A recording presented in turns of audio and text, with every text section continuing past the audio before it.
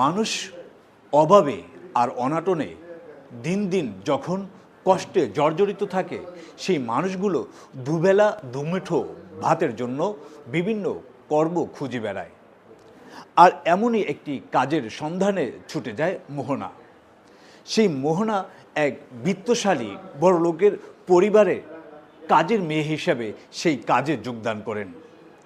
কিন্তু কাজে যোগদানের পরে একটি দিনও একটি রাতও তার ভালো কাটেনি। আজ তার পুরো শরীর ক্ষতবিক্ষত। কেন, কি কারণে ঘটেছে এরকম ঘটনা আমরা শুনব মোহনার কাছ থেকে, যে মেয়েটি আজ শহীদ তাজউদ্দিন আহমেদ মেডিকেলে এই বিছানায় শুয়ে আছেন। রাজধানীতে গৃহকর্মী নির্যাতনের আরেকটি ভয়ঙ্কর ঘটনা ঘটেছে। অভিযুক্ত কোনো সাধারণ পরিবার নয়, বিমান বাংলাদেশ এয়ারলাইন্স লিমিটেডের ব্যবস্থাপনা পরিচালক ও প্রধান নির্বাহী কর্মকর্তা ডক্টর মোহাম্মদ সাফিকুর রহমানের পরিবার। অভিযোগ, সেই বাড়িতে নির্যাতনের শিকার হয়েছে কাজের মেয়ে মোহনা। প্রশ্ন উঠছে, প্রভাবশালীদের বাড়িতে আইন কি অকার্যকর? মোহনার শরীরে শত শত আঘাতের চিহ্নগুলো, এই শরীরটা ভালো করে দেখুন। এগুলো দুর্ঘটনার দাগ নয়, এগুলো নির্যাতনের ক্ষতচিহ্ন। মোহনা মা নেই। বাবা মোস্তফা একটি হোটেল বয় হিসেবে কাজ করেন। অভাবের কারণে মেয়েকে পাঠিয়েছিলেন গৃহকর্মীর কাজে। কিন্তু যে বাড়িতে নিরাপত্তা পাওয়ার কথা ছিল, সেখানেই তার উপর বয়ে গেছে পৈশাচিক অমানবিক নির্যাতন। অভিযোগ অনুযায়ী বিমান বাংলাদেশ এয়ারলাইন্স লিমিটেডের ব্যবস্থাপনা পরিচালক ও প্রধান নির্বাহী কর্মকর্তা ডক্টর মোহাম্মদ সাফিকুর রহমানের স্ত্রীর দ্বারা নির্যাতনে মোহনার পুরো শরীর ক্ষত বিক্ষত করা হয়েছে। শুধু মারধর নয়, মোহনাকে দিনের পর দিন বাথরুমে আটকে রাখা হতো। খাবার না পেয়ে বাথরুমে বসেই জীবন বাঁচাতে টুথপেস্ট খেতে হয়েছে মোহনাকে। বাবার সঙ্গে দেখা করার অধিকারও ছিল না তার। কতটা অমানুষ হলে একটি শিশুর সাথে এরকম কাজ করতে পারে? তোমার বয়স কত জানা আছে? 11। বাথরুমে হাত ধুছিল, পেস্ট খায় থাকতাম। আমার সেক দিছে, মারছে ফুটা দিয়া, পিড়াপো দিয়ে ছিঁড়ছে। আমার হাত নড়াইতে পারি না, কান ধরে চুলো টানছে। এই আরো আছে, এখানে পিঠে আছে। তোমার চোখেও আঘাত করেছে? হ্যাঁ, চোখেও আঘাত করেছে। মরিচ দিছে। মরিচ দিছে চোখে? চুল ধরেছিল? চুল টানছে। চুল ধরে এরকম কতবার করেছে? প্রতিদিনে করতো। প্রতিদিন? মৃতপ্রায় মোহনা কাঁদো কাঁদো কণ্ঠে তার গৃহকর্ত্রী মানে বিমানের ব্যবস্থাপনা পরিচালক সাফিকুর রহমানের স্ত্রীর বিচারের দাবি করেছেন। তার ভাষায়, বাবা আছে? হ্যাঁ আছে। মা? মা নাই। মা নাই। বাবার কি কখনো বলনি এরকম? বলতে দেয় নাই। বলতে দিত না? না। কি খাবার দিত তোমাকে? খাবারই দিত না। খাবারই দিত না। আর তুমি এর বিচার কি চাও? আমার মতন সেক চাই, ফাঁসি চাই। তোমার মতো এরকম আগুনের ছ্যাঁকা চাও আর ফাঁসি চাও? প্রশ্ন হচ্ছে, একজন অসহায় নেহায়েত এতিম শিশু গৃহকর্মীকে কোন আইনে বন্দী করে রাখা হয়? কোন আইনে অপরিপক্ক একজন শিশুকে খাবার দেওয়া বন্ধ করে দেয়া হয়? আর কোন আইনে এমন নির্যাতনের পরও অভিযুক্তরা নিশ্চিন্তে থাকে? অভিযুক্তদের শাস্তি চান মোহনার দাদি। বলেন, আমার নাতনিরে মানুষ না, পশুর মতো মেরেছে। আমরা বিচার চাই, কঠোর বিচার। নাতির সাথে যে প্রচুর এত অন্যায় করা হয়েছে যে তার বলার কোনো ভাষাই নেই। তার পরিণামও সে নিজে চিন্তা করলো না যে আমার বাচ্চা থাকার পর তো আমি অন্যের বাচ্চারে এত শাস্তি কি কারণে দিই। এমন একটা বিচার চাই যে আর কোনো বড় লোক যে এইভাবে নির্যাতন কোনো শিশুকে যে না করে। আমি এই বিচারটাই দেশবাসী যেন দেখুক যে এই কঠিন শাস্তি আর কঠিন ব্যথা কাকে বলে। আমি যে মোহনাকে যে ব্যথা দিছি তার পরিণামে আমিও ব্যথা পাইছি। 10 জন দেখে তাকে যিনি স্যাপ দেয় যে এই ধরনের কাজ আর কোনো দিন কোনো বড় লোক করতো না, আর বা সে বড় লোকে যেন জানতেও পারে না যে আমি এই ধরনের কাজ করব, যে একটা গরিব মানুষের উপর সে যেন তারা করতে না পারে। মোহনা এখন গাজীপুরের শহীদ তাজউদ্দিন আহমেদ হাসপাতালে চিকিৎসাধীন অবস্থায় আছেন। চিকিৎসকরা জানান তার শরীরে রয়েছে দীর্ঘদিনের নির্যাতনের স্পষ্ট আলামত।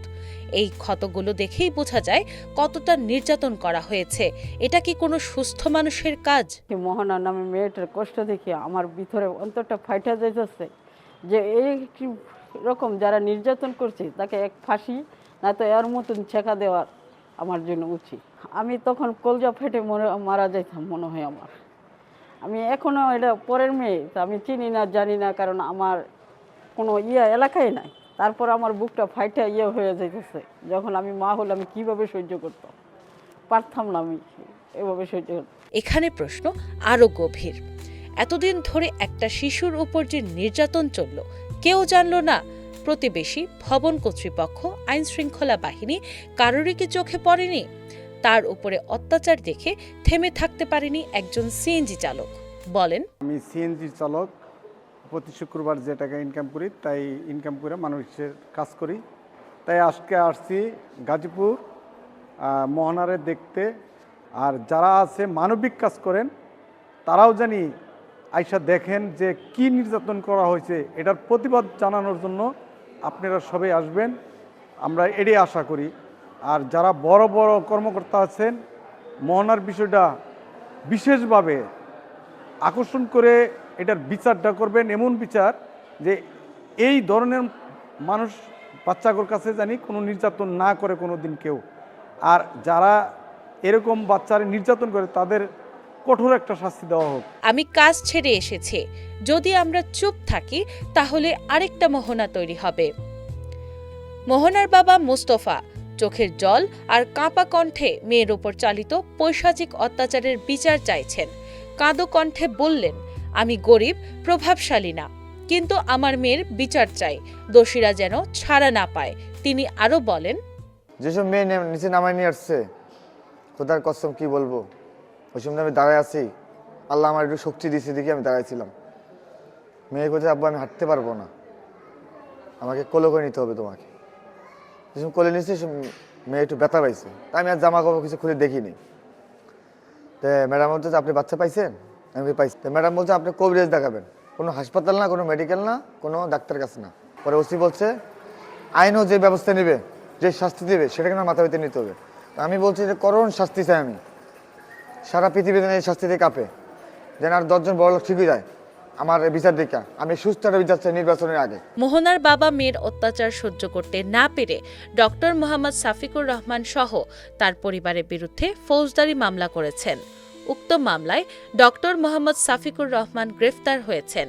তাই 3 ফেব্রুয়ারি জারি করা এক অফিস আদেশে বেসামরিক বিমান পরিবহন ও পর্যটন মন্ত্রণালয়ের বিমান 1 শাখা থেকে প্রকাশিত ফৌজদারি অভিযোগে অভিযুক্ত হয়ে কারাবন্দী থাকায় ডক্টর সাফিকুর রহমানের সঙ্গে সরকারের করা চুক্তিভিত্তিক নিয়োগ বাতিল করা হয়েছে। কিন্তু সূত্রমতে জানা যায়, সাফিকুর রহমানের জামিনের জন্য একটি মহল উঠে পড়ে লেগেছে।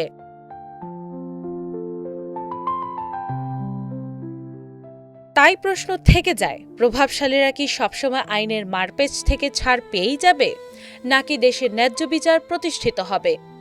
এটা শুধু মোহনার গল্প নয়, এটা ক্ষমতার অপব্যবহার, আইনের নীরবতা আর গৃহকর্মীদের নিরাপত্তাহীনতার গল্প। প্রশ্ন একটাই, আইন কি সত্যি সবার জন্য সমান, নাকি প্রভাবশালীদের বাড়ির দরজার সামনে এসে চলমান আইন থেমে যায়? এই শহীদ তাজউদ্দিন আহমেদ মেডিকেলের 8ম তলায় শুয়ে আছে মোহনা নির্যাতিত মেয়েটি, যিনি আজ বলছেন আমি আমার মতোই এই লোকের শাস্তি চাই। যেমন করে আমাকে ছেঁকা দিয়েছেন, যেমনিভাবে আমার উপরে অত্যাচার করেছেন, সেই অত্যাচার যেন এই লোকের উপরেও করা হয়। একটি মানুষ হয়ে মানুষের উপরে কেমন করে এমনভাবে আঘাত করতে পারে? আসলে অমানুষগুলো দেখতে ঠিকই মানুষের মতো হয়, তাই তাদেরকে দেখে যাচাই বাছাই করা যায় না। মোহনা আজ দাবি করছেন দেশবাসীর কাছে আগামীতে কোনো একটি শিশুর উপরেও যাতে এভাবে নির্যাতন আর নিপীড়ন না হয়, তা দেখার অপেক্ষায়। এরকম অত্যাচার যিনি করেছেন তার বিচার দেশবাসী কবে দেখতে পাবে, তা এখন অপেক্ষা করছে দেশের ঊর্ধ্বতম মহলের উপর। গাজীপুর থেকে গাজী মামুন, দৈনিক বাংলা বাজার।